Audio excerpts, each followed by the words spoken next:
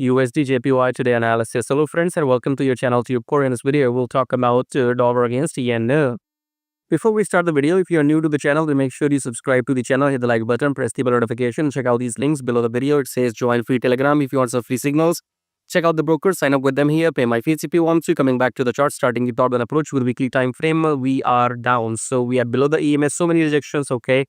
This is very not normal, okay, because you see this long wick here in USDJPY and again these wicks, okay. So you know why this is happening, because US dollar plus Japan economy both are going down, okay. So neither of them is able to take control.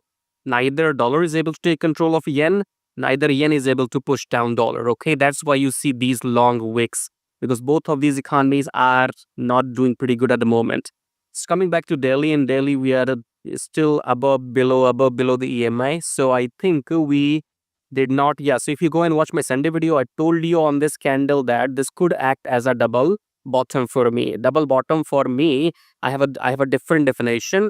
I don't talk about breaking neckline and then confirm the double top or double bottom. That will be too late. For me, double bottom is if this low did not break this low, or sorry, this low did not break this low, and then we're gonna go up slightly. That's for me few pips to trade for. So I will just enter and I will know when to get in, and then I will trail my profits. Okay.